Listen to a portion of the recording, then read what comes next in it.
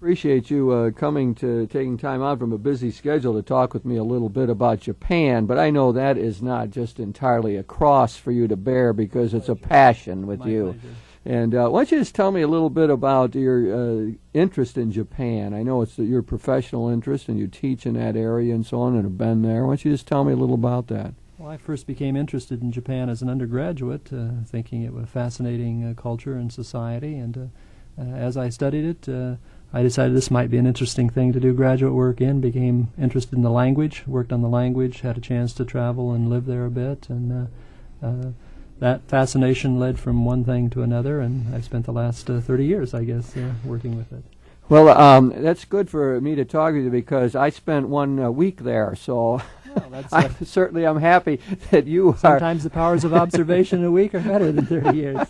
I'm certainly glad to have you as a dialogue partner on this topic, but I did become interested in the country and going there. I was there lecturing to the Mary missionaries and got a chance to see a bit of the country, and I'm just glad for this chance to talk with you a bit about Japan. I want to focus on one aspect of Japanese life, and that's the business world, business life. And I know it from one side. It was interesting, a Mary missionary, Brother Harold Horn, who is part of his ministry and apostolate in Japan, works with people who are having drug kind of problems or alcohol problems. And I know that in the country, I've even read in books saying, well, they don't have much of an alcoholism problem in Japan. And I found out from Brother Harold that that really isn't true. In fact, the Mary missionaries have opened up a number of clinics around Japan. They're wonderful people and do great work. And part of what he tried to help me to see was the workers' problems. And I mean, they live on this tremendous schedule, and he said the drug of choice really there is speed, something to be able to keep you going.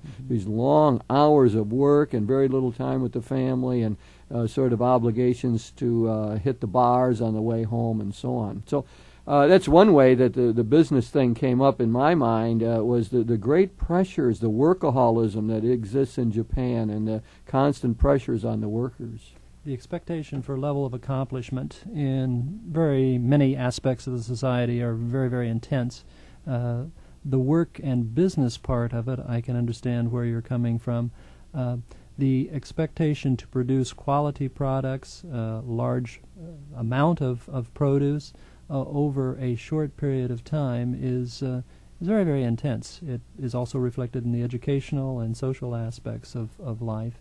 The pressures there are intense. There's no question about it. Right, and then it's evidently is producing, some means of trying to escape from all of this. And I know it puts great strain on family life also, because the typical story that I was hearing from people was that, the businessman would get up early in the morning, leave the home, have a terrible commute, although the subway system in Tokyo, for instance, is just marvelous, unbelievably efficient and technologically advanced by our standards, and even beautified a little bit. I got a kick out of the flower garden in the Tokyo subway, for example. But the commute is very difficult, and some people say that part of the Japanese civility or their general etiquette goes out the window during the commute time, but that's part of the pressure. And then long hours at work, low pay. That's something I think that people in the United States are not aware of, that a lot of them make it by working overtime, that their standard pay isn't all that great, and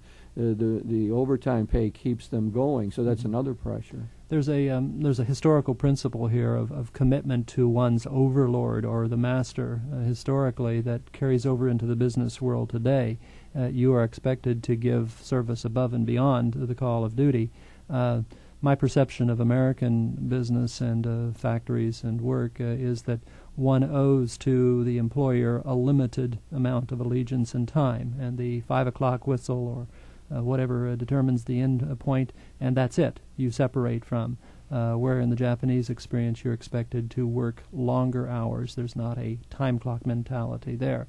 It has its advantages as well as its disadvantages, but when you have to commute, when you have in the city of Tokyo 11 million people living in such close physical proximity, there's bound to be some problems with commuting. There's bound to be the pressures for accomplishment within the job situation. So and your then that, observations don't surprise me. Yeah, and then that puts a strain on family life because, as I understand, they're gone for long hours, and then it's very common to have this sort of corporate mentality of stopping off maybe at the bars and drinking together, and then there's a great social pressure to do that. The business family in many respects is more important than the immediate family. The accomplishments of the business community is such that you should expect a work day from 6, 7 o'clock in the morning until maybe 8, 9 o'clock at night, and many of the children virtually see very little of their father.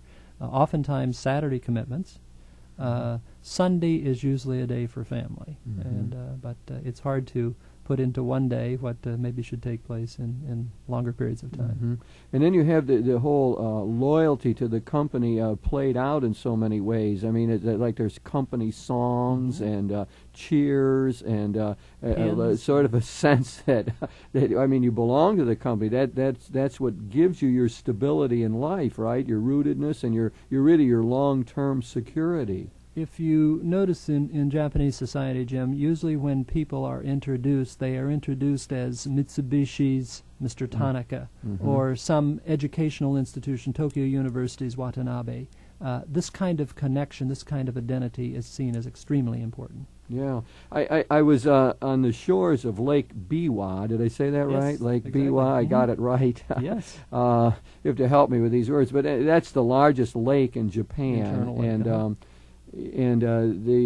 That's where I was giving lectures to the Mary Noel missionaries. They have a house there, and I had the impression, I wasn't sure of this, but early in the morning there was a group down the lake that was there, I think, like on a retreat, and I took it that it was a business group or a corporate group, and I would hear them leading cheers in the morning, much like one would get on a college campus during the summer where cheerleading groups are there to practice for the coming year. And I think they were singing or also. Or fraternity or sorority hazing of some sort. Exactly. This is a process by which you meld together and you create a group environment, a group mentality that is strategically important to the business accomplishments of the Japanese. It has both the plus and the minuses. I'm sure. This other thing that I was noticing had to do with the movement within the corporate world. One of the Mary Noel missionaries was part of a large project where the major corporations sent people for a year-long retreat. I found this interesting, that they would allow their people this sort of freedom and time. And the major corporations did this, and they would come there. There was sort of a religious component to it there because there was this Mary Noel priest, and they also had a Protestant person that was present, and a Buddhist, and representative of Shinto. And then they would they did this around the Mount Fuji area. And they would bring in speakers, and they would talk to one another, and they were trying to create a harmony among these various larger corporations, because I think there's a certain rivalry. But I was thinking not only that rivalry, but within the corporation, what he was telling me is that there was not a lot of competitive spirit, because for one thing, that you weren't to stand out, you weren't to have a lot of initiative. What was the saying they had? It was like the nail in the board that sticks out gets hammered down. So they're going to hammer down anybody that takes too much initiative or creativity. And the guy in front of you was not worried that you would take his job, because it's all based on seniority and position, and you don't fear someone taking over from you. Three observations there, Jim. One is that what you have observed is the Japanese tendency to be willing to put long commitment ahead of short-term gains.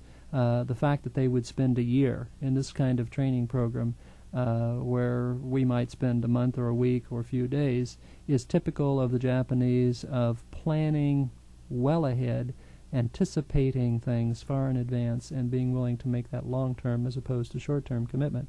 Second observation is that in the situation, they probably did not have as much separation as you might have observed, since they tried to create a unified whole, and to have a religion section and an economic section and a political influence section, they would try to combine everything as much as possible and achieve a common sort of goal. Within the corporation itself, competition is far less than you find here, because you're working for a collective good, a harmonious good. This has been a part of Japanese society that predates the war, quite frankly, and is not something sudden new in Japanese experience. Right, so that the business world is built on that in a sense, taken their native sense of things and really done a good job of making it be effective in the corporate world. They've built it they've built modern business techniques and practices into the traditional value system.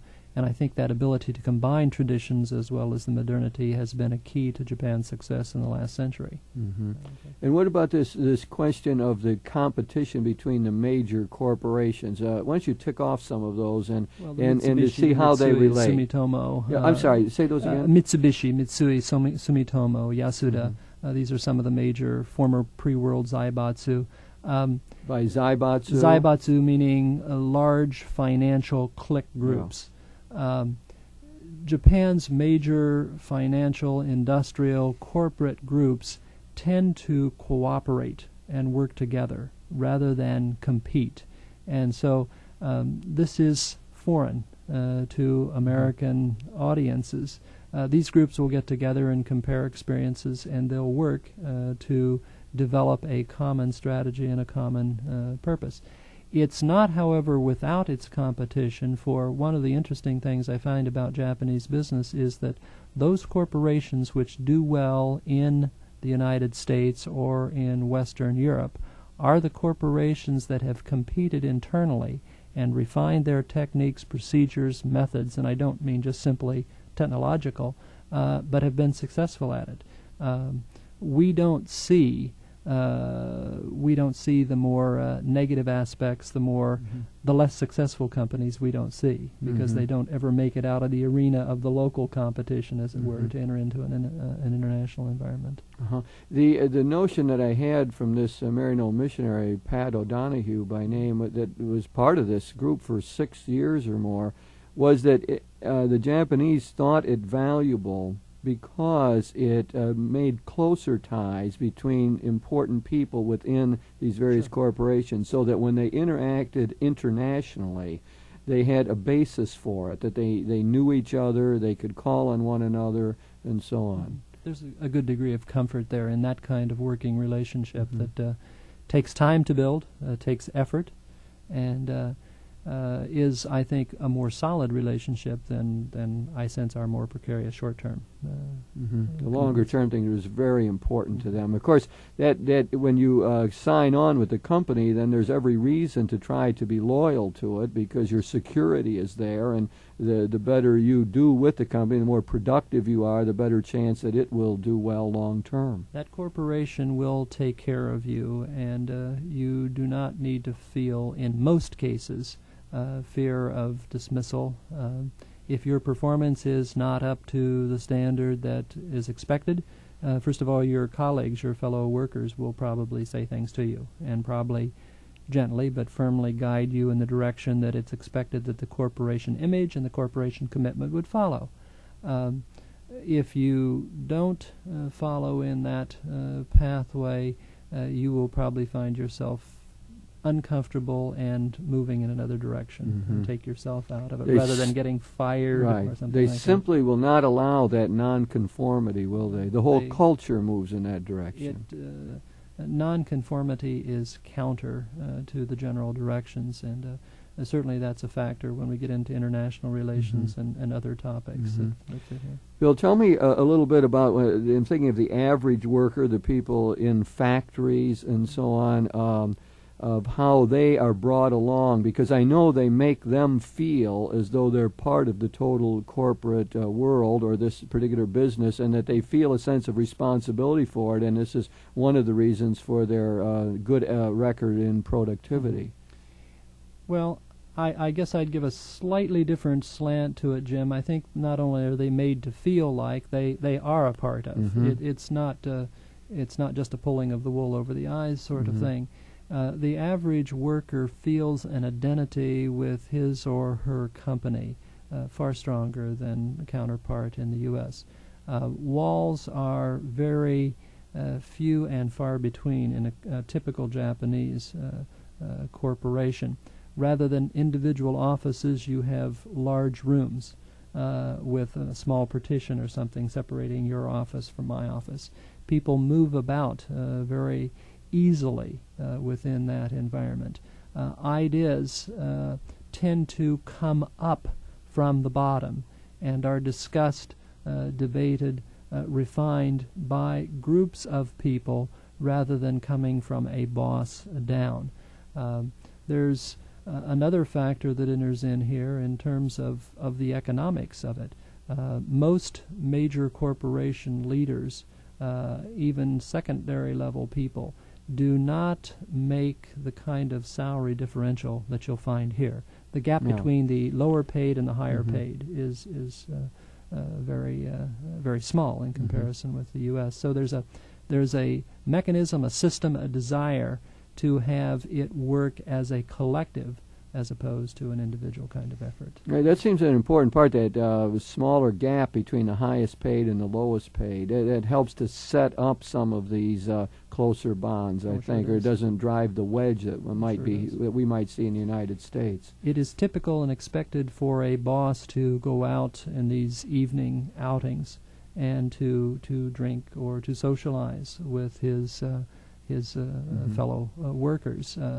The distance, the approachability factor here is, I think, very different than what you find in American experience. I think one of the missionaries told me that also that a boss might be a broker in a marriage, for example, that a worker might be trying to marry his daughter off and looking for a suitable partner, and that the boss might be brought in as the person who would help do this. It's important to have a connection. It's important to have somebody to serve. The Japanese use the term go-between, someone to speak on behalf of each of the two partners. This kind of social function is not unusual for a corporation person to play. It means that there is far greater commitment and involvement. If now it includes your family life as well as your business life, you have a sense of loyalty and commitment there, and that loyalty will continue so that the boss will likely be there when your child is christened or when important decisions are made. Things like, for instance, a purchase of housing. Corporations play a role in that, and oftentimes loan money at very attractive interest rates for the purchase. Vacations, usually there are corporate outing places that you can go to. So the corporation does become a kind of way of life for many people in a greater sense than it is here. I got the impression that the perks for the people at the top, however, were much greater. Things at the very top, the corporate world would provide, for example, golf memberships, which are extremely expensive in Japan. I mean, it's hard to believe how much it costs to belong to golf clubs, millions of dollars, I was told. And also, I mean, the great passion they have for it. You see these nets as you go on the trains in the countryside. I couldn't figure out what they were at first, but these big green nets. I couldn't see what was at the bottom of them, but I understand there were golfers down there at various levels hitting golf balls into the nets. Four-tiered driving ranges. Right. And such are typical. And they have such a limited space that they needed to somehow use these nets to contain it all. Well, there is a differentiation within the company, and obviously greater and more prestigious perks go to higher ups within the corporate world. My sense, though, Jim, is in comparison with the American business structure, those perks are not nearly as different as they are in this country.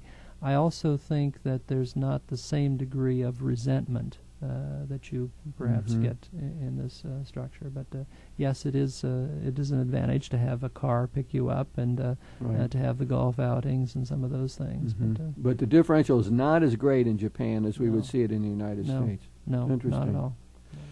Bill, we've been taking a very positive view. Well, I don't know positive. We've been describing it as we see it. You from an expert view and my own view of it, just talking to the missionaries and observing a few things. But, I mean, it does have sort of a positive cast to it. It's cooperative. There's loyalty. There's long-term security. The wages aren't that high, but they're enough to make it go. Of course, I guess the negative thing was with the workaholism. But there's another negative that we ought to look at, and that occurred when the scandals broke. I know when I was in Japan, and it was shortly after there was a major scandal with the giant Nomura Securities Company, and that was in the headlines and the news constantly and so on. And what it brought out, I mean, just from my viewpoint again, was this very tight relationship between the politicians, between the bureaucrats and the finance ministry, and between even the gangster element in Japan. And so now we get a much darker view of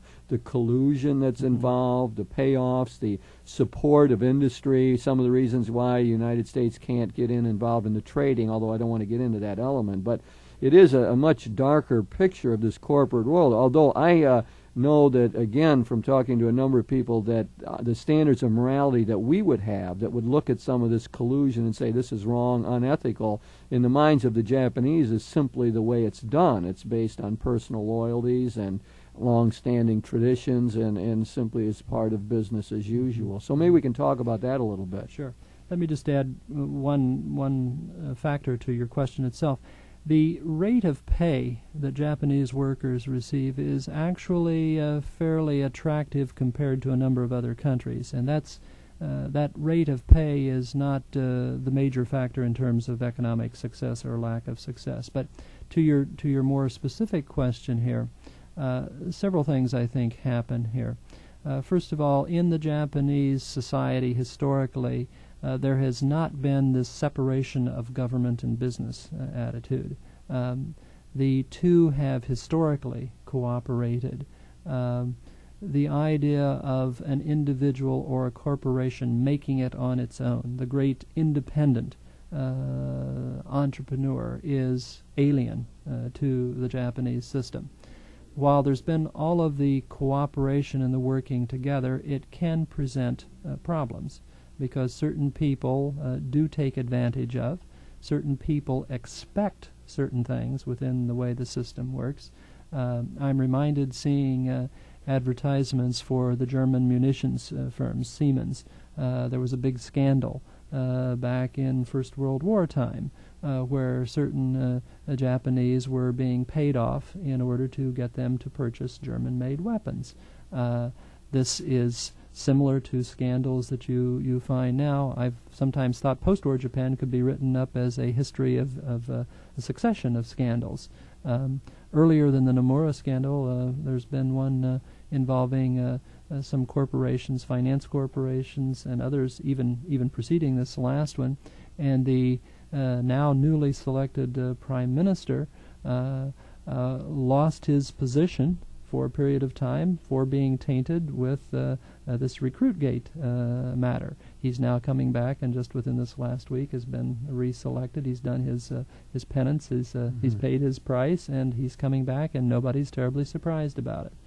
It's almost a kind of incestuous relationship, but it's typical, it's expected, it works for them. So one of the impressions one gets, I mean, is the behind-the-scenes dealings that go on, and largely connected with the Liberal Democratic Party that had been ruling Japan since the end of the war, and its various factions, and whichever faction is dominant seems to get control, and they are tightly related to the people running the business world. And then there's also this role of the finance ministry, which has thousands of bureaucrats connected with it. And I was reading someplace about the way they operate, that the rules are kept rather vague, and that therefore the corporate people must constantly be visiting the Ministry of Finance offices in order to clarify the rules, and that becomes a nice place for gifts. I think I have a technical word for these gifts that are given and so on, and maybe you want to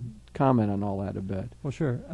The idea of working within the system and cooperation extends to every conceivable level, and favorite exchanges, special special perks are all part of the way of doing business in Japan. It's very much the expected sort of thing. The omiyage, the special gifts, the special exchanges are very, very typical. It is not surprising that the new Prime Minister was the former Minister of Finance. It's not surprising that there are all sorts of deals and favorite special qualities. This has been a part of Japanese history and culture and life, and everyone expects it. That's the way it works. It works in that way. And of course, they do not see this in any way as unethical. I mean, it's simply the way tradition has dictated. And they don't have a sense of sinfulness about it or anything like that. Sin is not really a part of the Japanese way of doing things. As we've often said, the Western world has an idea of sin. They have a sense of shame. So I noticed that one idea that sometimes the boss will take blame for something he didn't even do. Oh, yes. Because he feels responsible for his subordinates. Oh, very definitely.